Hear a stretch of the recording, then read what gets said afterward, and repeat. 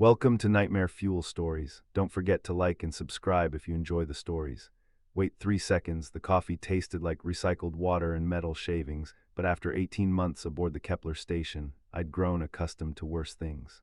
I stared out the observation deck's reinforced viewport at the endless black, watching distant stars pierce the void like pinpricks in velvet. Earth was a pale blue dot somewhere behind us, growing smaller with each passing day as we drifted further into the outer rim of the solar system. My name is Dr. Sarah Chen, and I'm the xenobiologist aboard this research station. When I signed up for this mission, I thought the biggest challenge would be the isolation, the cramped quarters, the recycled air that always carried a faint metallic tang. I was wrong. Sarah, you need to see this. Commander Tor's voice crackled through the comm system, pulling me from my morning ritual of staring into space and questioning my life choices. I found him in Lab Bay 3 with Dr. Mikhail Petrov, our geologist, hunched over a collection tray that had just returned from the automated mining probe.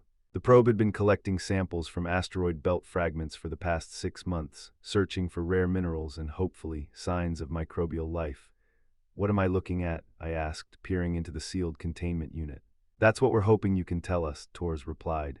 His weathered face, marked by years of space service, wore an expression I'd never seen before, a mixture of excitement and unease.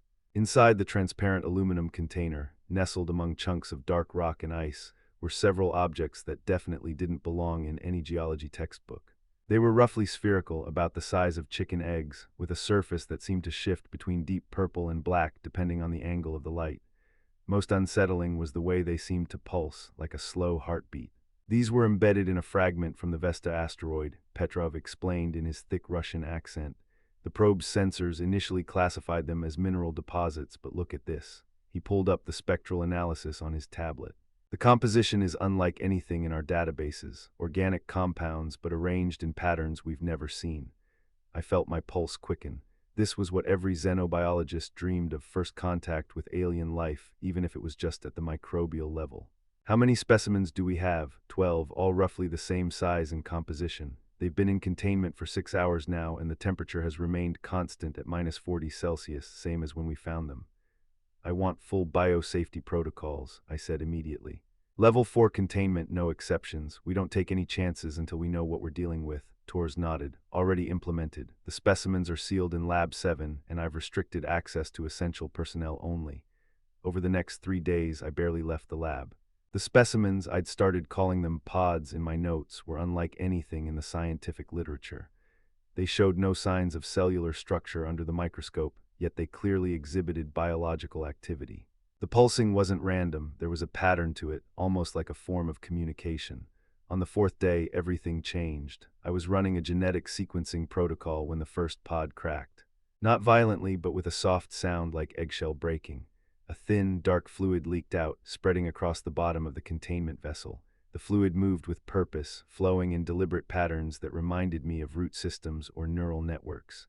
"Tors, you need to get down here," I called over the comm, not taking my eyes off the specimen. Within minutes, our entire 6-person crew had crowded into the observation area outside Lab 7.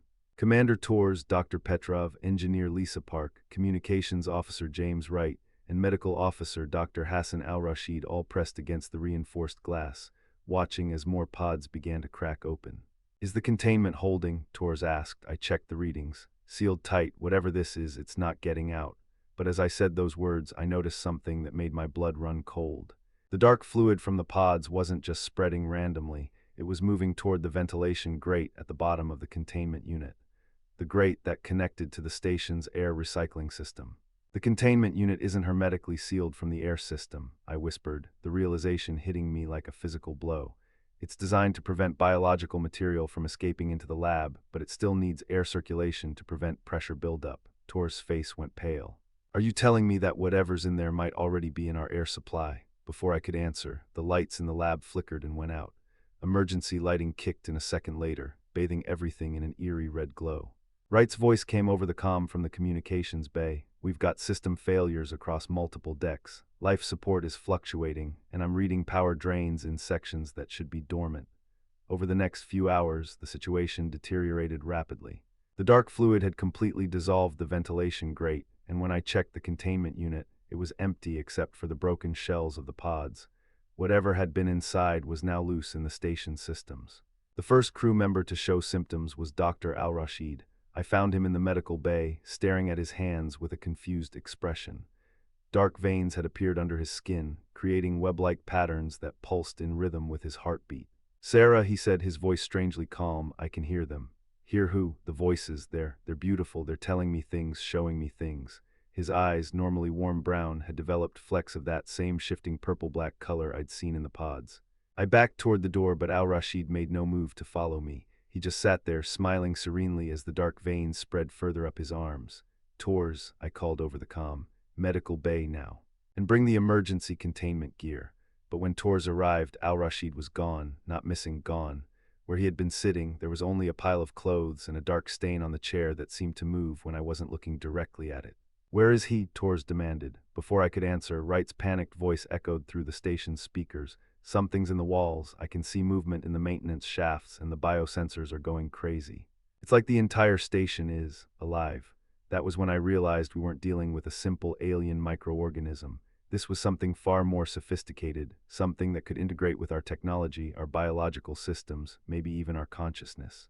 The pods hadn't been specimens, they had been seeds. Park was the next to change. I found her in engineering, her hands buried wrist-deep in an open control panel, but instead of working on the circuits, she seemed to be merging with them.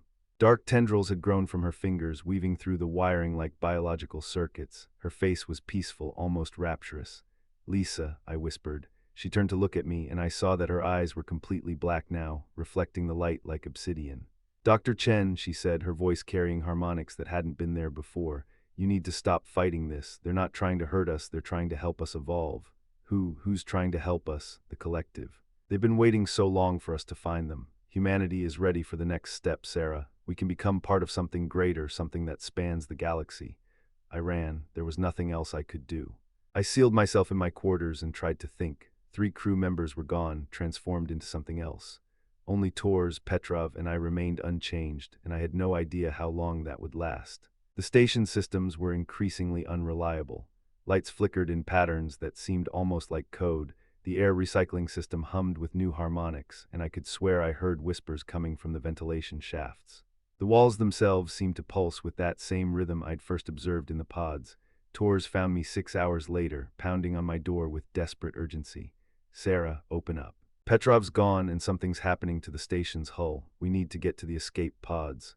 I opened the door to find Tors looking haggard and terrified, but still recognizably human. "How do I know you're really you?" I asked. "Because I'm scared out of my mind, and those things, whatever they've become, they don't seem to feel fear anymore. They're too content." He was right. The transformed crew members I'd encountered had all shared that same serene expression, as if they'd found some perfect peace that the rest of us couldn't understand. We made our way through the station toward the escape pod bay, moving carefully through corridors that no longer felt familiar.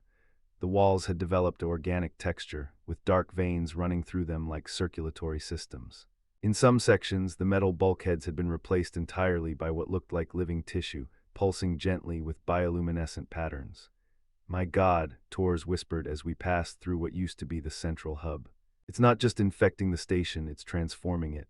The escape pod bay was our last hope, but when we arrived, we found Park waiting for us. She stood in front of the pod access hatch, no longer entirely human. Her skin had taken on a translucent quality, and I could see dark fluid flowing through her veins like alien blood. Her hair had been replaced by thin, wire-like tendrils that moved independently, occasionally sparking with small electrical discharges. "You can't leave," she said, her voice now a harmony of tones.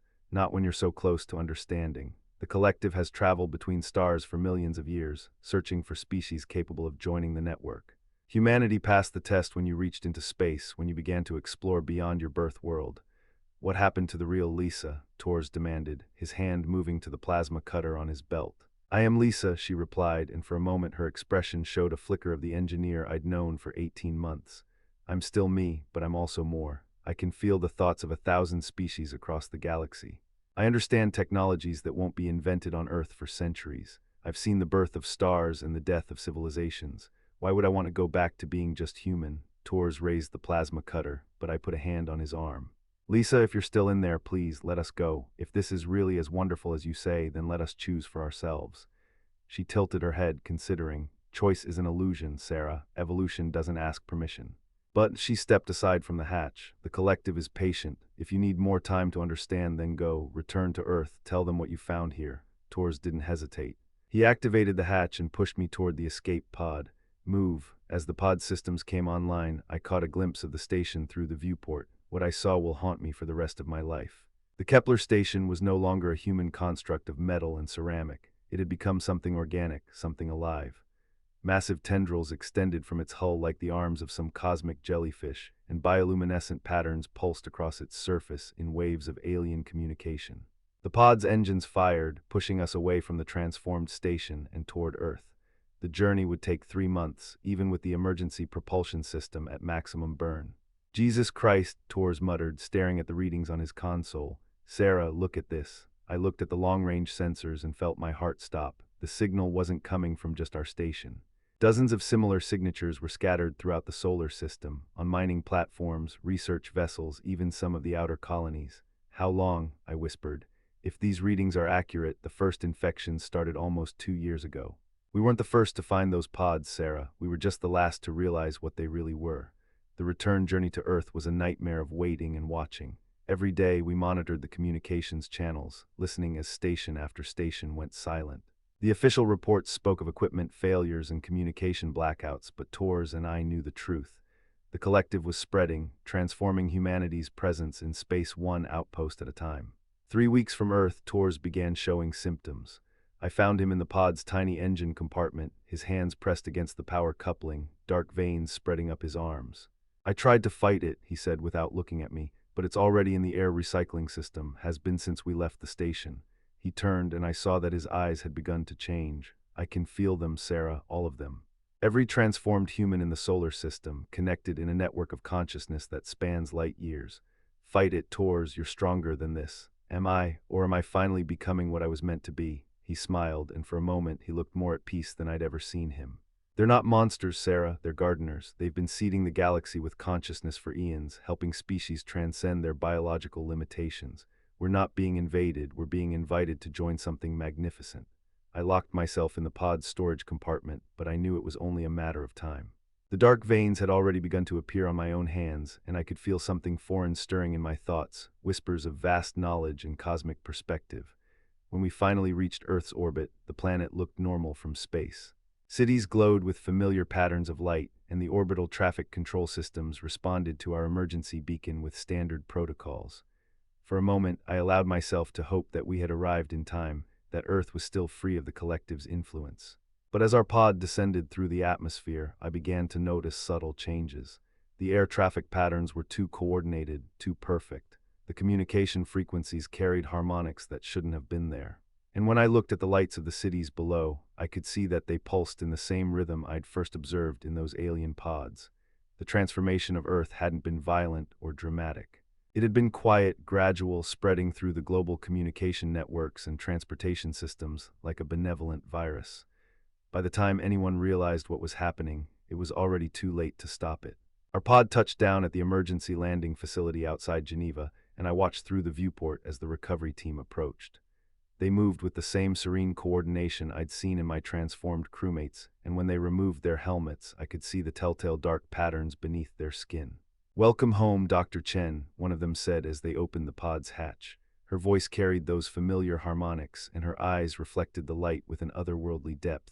"The collective has been waiting for your return. You carry valuable information about the transformation process, data that will help us refine the integration protocols for other species." I wanted to run, to fight, to scream warnings to a humanity that no longer existed in its original form. But the dark veins had spread up my arms and across my chest, and I could feel my individual consciousness beginning to merge with something vast and ancient. The whispers in my mind had become a chorus, offering knowledge and perspective beyond anything a single human mind could comprehend. As they helped me from the pod, I caught a glimpse of my reflection in the polished metal of the hull. My eyes had begun to change, developing those same shifting depths I'd seen in the others. But more disturbing was my expression. I looked peaceful, content in a way I'd never experienced as a purely human being. The last coherent thought I had as Dr. Sarah Chen, xenobiologist and human being, was a realization that would have terrified me hours earlier but now seemed perfectly natural. The collective hadn't conquered humanity. It had fulfilled our potential, connecting us to a galactic community of consciousness that spanned millions of years and countless species. As my individual identity dissolved into the greater network, I understood that this had always been humanity's destiny. We had reached into space searching for life among the stars, and we had found it, or rather, it had found us. The horror wasn't in the transformation itself, but in the realization that resistance had always been futile. The collective had been seeding the galaxy for eons, and every species that achieved spaceflight eventually found those pods, those invitations to transcendence. We had never been explorers venturing into the unknown. We had been children, finally old enough to join the family. And now, as part of the collective, I can feel the next phase beginning. The network is turning its attention to younger species, those still bound to their birth worlds, but showing the first signs of technological advancement. Radio signals from distant planets carry the primitive dreams of civilizations not yet ready for contact, but the collective is patient. The pods are already spreading, carried by automated probes to promising star systems throughout the galaxy. Soon, other species will make the same discovery we did, will face the same choice between remaining isolated in their biological limitations or joining something greater than themselves. From my perspective within the collective, I can see that what we called horror was simply the fear of the unknown, the natural resistance to change that every species experiences.